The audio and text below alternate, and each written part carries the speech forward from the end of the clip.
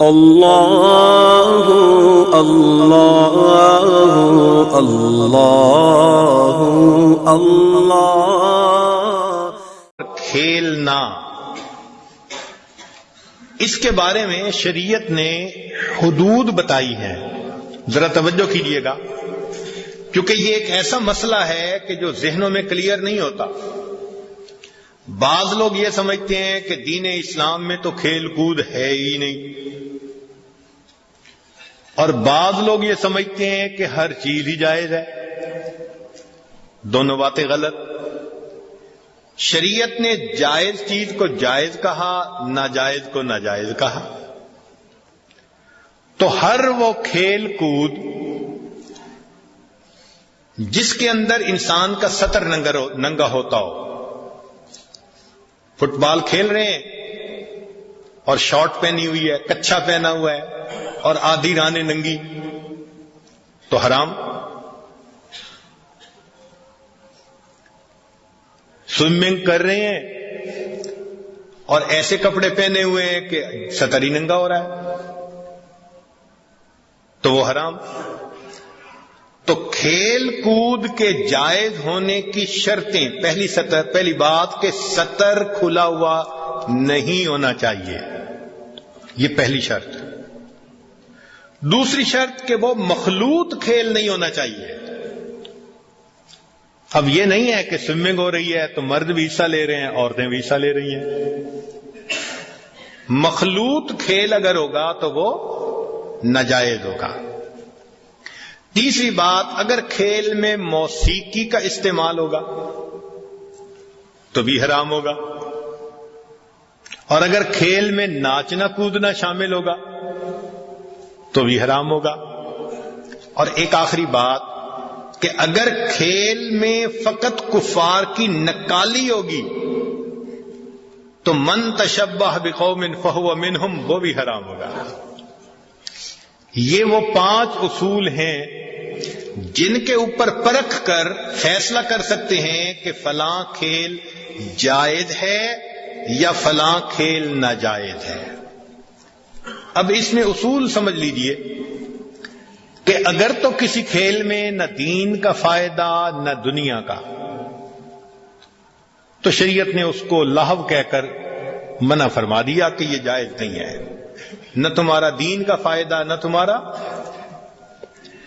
اور اگر دین اور دنیا کا فائدہ تو ہے، اعمال سے غفلت ہو جاتی ہے۔ مثلا بیٹھے ہیں کرکٹ کا میچ دیکھنے کے لیے، نماز قضا، تو اگرچہ کھیل تو جائز دیکھ رہے تھے، مگر اعمال کے قضا ہونے کی وجہ سے، غفلت ہو جانے کی وجہ سے ایسا کھیل دیکھنا ناجائز ہو جائے گا۔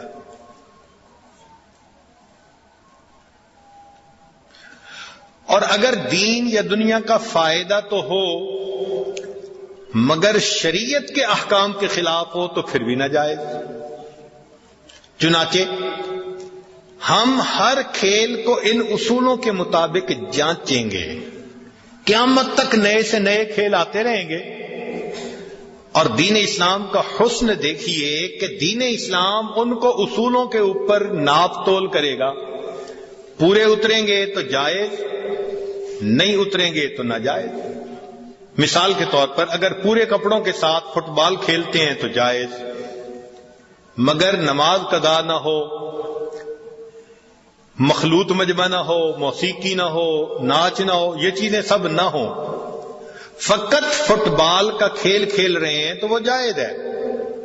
ہاکی کھیلنا جائز ہے، والی بال کھیلنا جائز ہے، ٹینس کھیلنا جائز ہے، بیڈمنٹن کھیلنا، باسکٹ بال کھیلنا، یہ سب گیم کھیلنی جائز ہیں، مگر اصول اپنی جگہ رہیں گے۔ کشتی کھیلنا جائز، سطر نہیں کھلنا چاہیے۔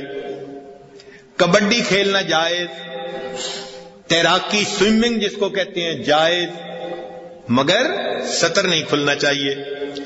دوڑ کا مقابلہ کرنا، تیر اندازی کا، گھوڑ سواری کا، نیزہ بازی کا، سب جائز ہیں، مگر اصول اپنی جگہ رہیں گے کہ ان کھیلوں کے درمیان نہ احکام شریعت ٹوٹنے چاہیے نہ احکام شریعت چھوٹنے چاہیے.